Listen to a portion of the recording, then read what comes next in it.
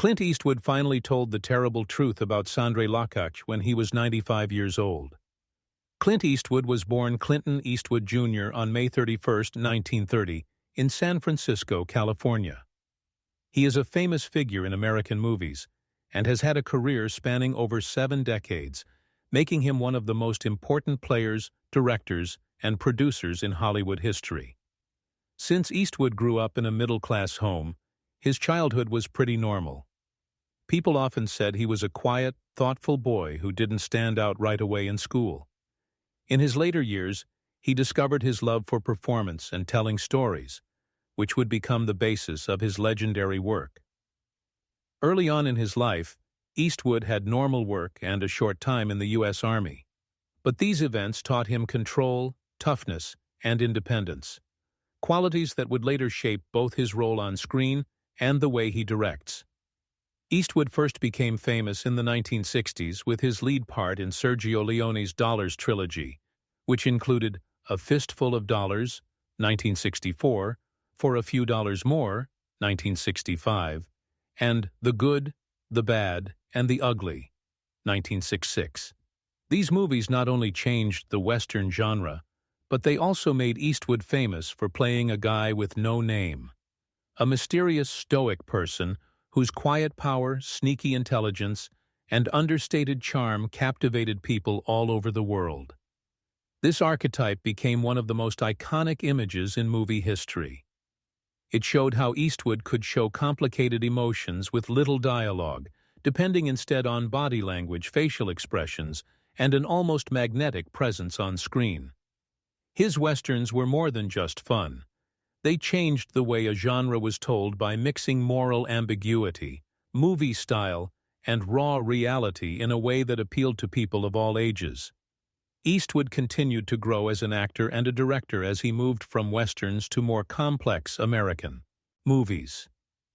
Movies like Dirty Harry, 1971, showed how well he could play complicated, morally questionable roles. In this case, it's an urban crime story. As the title character, Harry Callahan, he portrayed a tough, justice-seeking police officer who didn't follow the rules. This role caused controversy and cemented Eastwood's position as a cultural icon. Eastwood's work as a director and producer showed that he was a multi-talented artist whose vision and writing skills let him make movies that were both commercially successful and artistically valuable. His movies as a director, like Unforgiven, 1992, Million Dollar Baby, 2004, and Gran Torino, 2008, were praised by critics for having strong stories, deep emotions, and moral complexity. Eastwood's movies often deal with redemption, justice, death, and the human condition. They show that he has a deep knowledge of both character psychology and social commentary. Clint Eastwood has been a successful actor and director for decades. With the 2019 biographical thriller Richard Jewell, he continued to show how good he is behind the camera. Eastwood returned to the genre of fact-based storytelling with this movie. He based it on the true story of Richard Jewell, a security guard who was wrongly accused of a bombing at the 1996 Summer Olympics in Atlanta and became the focus of intense media attention. Eastwood's direction drew attention to both the strain in the legal and media worlds as well as Jewell's own problems, finding a balance between suspense and a humanistic look at injustice. The movie got good reviews from critics who liked how Eastwood handled sensitive topics with care. They liked how it was well-paced, how accurate it was to history, and how sympathetic the main character was presented. Notably, experienced actress Kathy Bates gave an outstanding performance as Jewell's mother. For this part, she was Nomi Kugh, nominated for both the Academy Award and the Golden Globe Award, which shows that the movie can combine intense drama with strong performances. The praise for Bates also showed how well Eastwood could get complex, award-worthy performances from his cast, even when the story was based on current events instead of the epics he was usually known for. Eastwood next produced and directed the Eastern drama Cry Macho 2021, which was another example of his willingness to try new types of movies.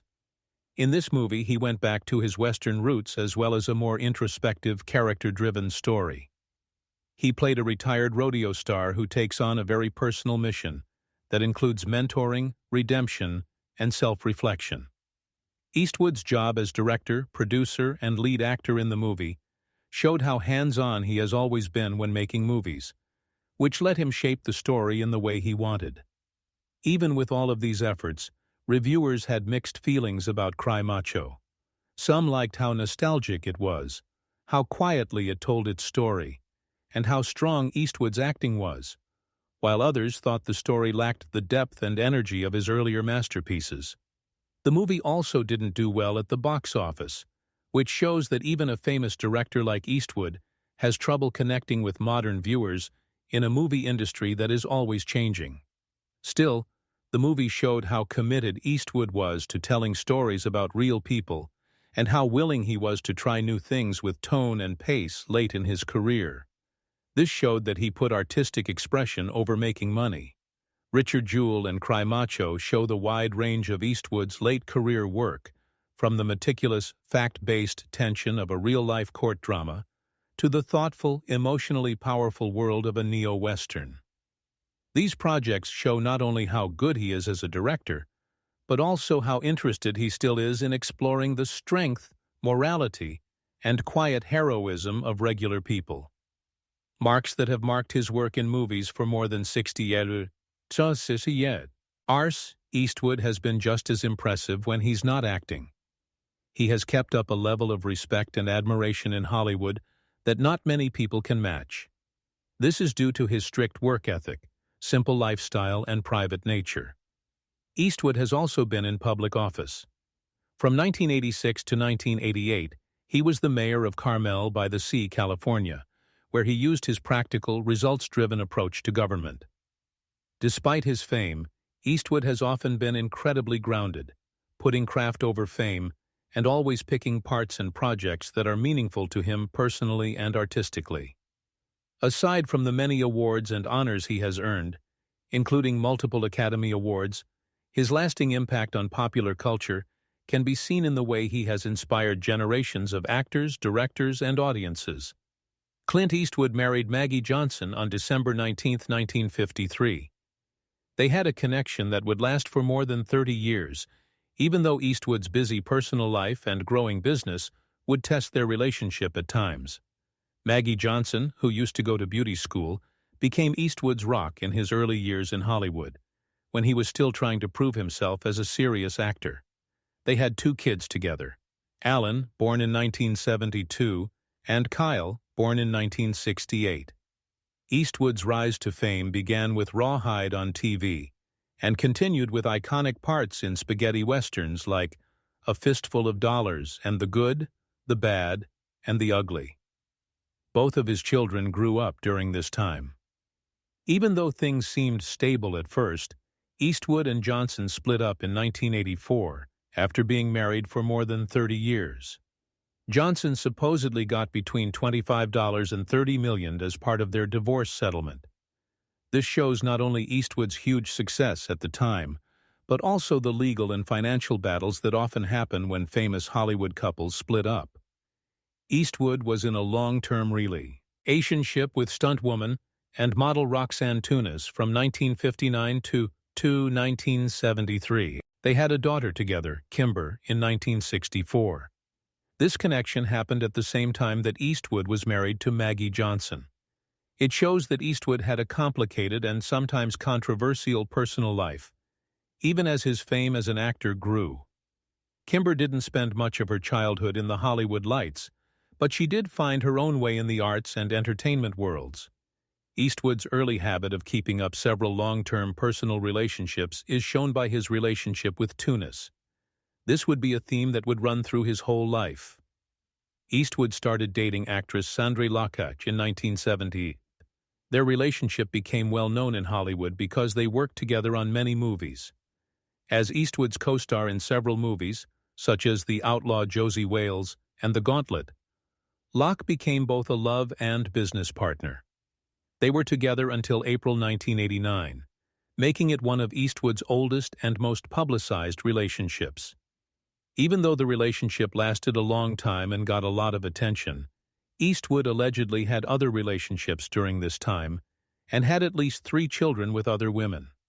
During this time in Eastwood's life, his complicated approach to romance was shown. He often had intense personal ties at the same time as a private liaison. Eastwood had 2 children with flight attendant Jocelyn Reeves during an affair that was kept secret. Scott was born in 1986, and Catherine was born in 1988. For years, this connection stayed mostly private. It wasn't until after the kids were born that it became public. The children of Keanu Reeves are another example of Eastwood's large family life, which went far beyond his famous marriages and relationships. Eastwood likes to keep a strong wall between his personal life and his public image, which is shown by how discreet this relationship is. After Eastwood broke up with Locke in 1989, Hollywood's media machine tried to find out everything. At the same time, he started dating actor Frances Pfizer, who was known for her work in movies and TV shows. Francesca, their daughter, was born in 1993. This relationship continued Eastwood's trend of fatherhood well into his later years. Frances Fisher has talked about their friendship on occasion, pointing out Eastwood's complicated and sometimes distant personality, which was similar to the serious and mysterious character he often played on screen. Eastwood finally got married to TV reporter and news host Dina Ruiz on March 31, 1996. They had a daughter together, Morgan Eastwood, who was also born in 1996. As he turned 40, she added a new chapter to his family life. But problems arose in the marriage over time, and by August 2013, Ruiz said that the pair was living apart. This led to a formal divorce in 2014. This marriage, like many of Eastwood's others, showed both how much he cared about his family and how hard it is to keep a long-term relationship going while having a busy job. Clint Eastwood, the famous actor and director whose career spanned more than 70 years, finally broke his long-held silence to say what many experts had been thinking for years. He was 95 years old. What the terrible truth was about his relationship with Sondra Locke, the actress and director he worked with and knew personally for more than 10 years. Eastwood's comments, which he gave with the thoughtfulness and calmness that have become his trademark, were both revealing and sad. "I wish I could have dealt with Sondra differently," he said. "I see now that the decisions I made hurt her, and I'm fully responsible for the harm I caused." In this honest admission, Eastwood talked about how their relationship had been a complicated mix of deep love, working together on projects, and eventually, personal disappointment. A great actress named Sondra Locke had a big impact on Eastwood's personal life and work. Locke was in movies like The Heart is a Lonely Hunter and The Outlaw Josie Wales. The media paid close attention to and often made up stories about their friendship, which started in the late 1970s when Locke was rising in Hollywood. The fact that Eastwood admitted it shows how hard their long and difficult relationship was on both of them emotionally. Eastwood went on, "I didn't realize how my actions affected her emotionally." His words carry the weight of looking back over many years. The comment not only shows how sorry he is, but it also gives a persona to a public figure who is often seen as tough and untouchable. Also, Eastwood's confession comes decades after they broke up, which shows how long unresolved feelings can last and how hard it was for him to face his mistakes in public. He said, "At the time, I didn't know the full extent of what I was doing to Sondra." He pointed out the subtleties of power, fame, and personal goals that affected their relationship. By coming clean about these things so late in life, Eastwood gives us a rare look into his moral reflections and sense of personal responsibility, which is a side of the Hollywood star that is rarely talked about in interviews or biographies. This statement has effects that go beyond just celebrity rumors. It brings out the big shonines, our themes of sorrow, forgiveness, and the need for closure that are common to all people. By admitting that he caused Locke pain, Eastwood not only faces his own past, but he also starts a deeper talk about how personal relationships affect fame and public life. Even though his words are sad, they also make you feel like you've learned and grown. By owning up to my mistakes, I hope that we can both understand each other better or get better. In this way, Clint Eastwood's honest thoughts at age 95 give a powerful, if bittersweet, look into the guy behind the famous movie star.